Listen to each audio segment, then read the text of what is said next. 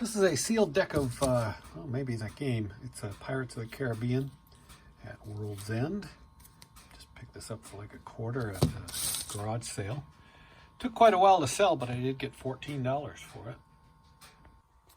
I guess it's a sure sign of springtime when these vintage car radios start selling.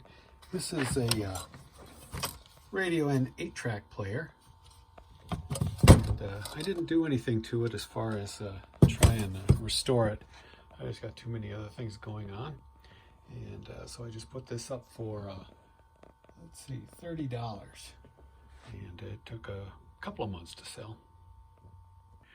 This Boombox is, one of those things I've had for a long time and just never got around to do anything with it. The cassette player doesn't work, but the rest does after I cleaned it up a bit. It does have a little bit of damage right there. I actually picked this up at an auction along with 2 others just like it. And I included the original box with this one. Did a video demonstrating what did work and the noise it made when you tried to use the cassette player. And it sold within hours for $125. I've been collecting vintage TV antennas for about 5 or 6 years now. Always with the thought that they would appreciate in value and rarity. And I think they've started to do that now. This is a Delta Beam branded antenna. Chicken head knob on it. Very space age, atomic age, or even Frankenstein-ish looking. And it actually works very well as a FM stereo antenna. I kind of mentioned that in the listing, showing pictures of it hooked up to a tuner and showing the signal strength that it pulls in. And I priced this at $90 and it just took a couple of days to sell.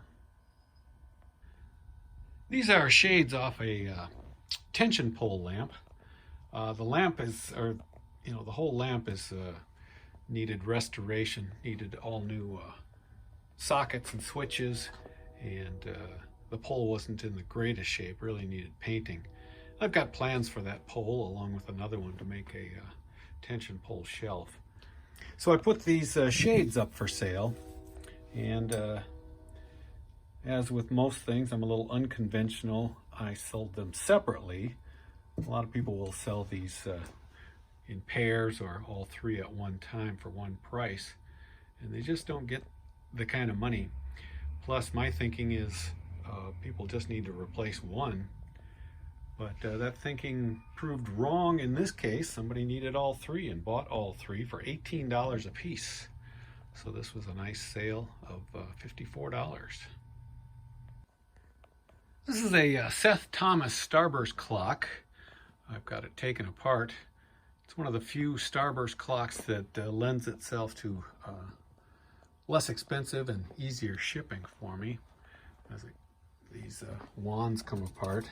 It's in great shape except a little bit of tarnish, and a couple of the rays have some wrinkles in them.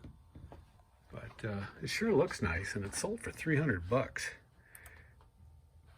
I've had this on my wall for probably about 4 years at least, maybe 5.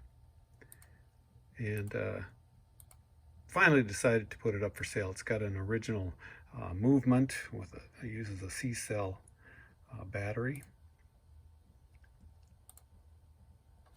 And so this was a nice sale. It only took about 2 weeks to sell, maybe not even 2 weeks. $300. Another Magnavox record player that I serviced has sold. I usually get these out of consoles. People often give them away, and so I don't try and sell the whole console. I will strip it down and service these turntables.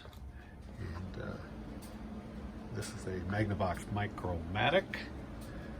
Very nice turntable from the mid-60s, and this sold for $275.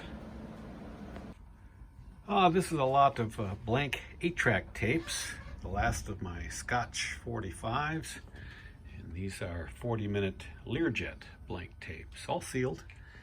And this lot sold for $60.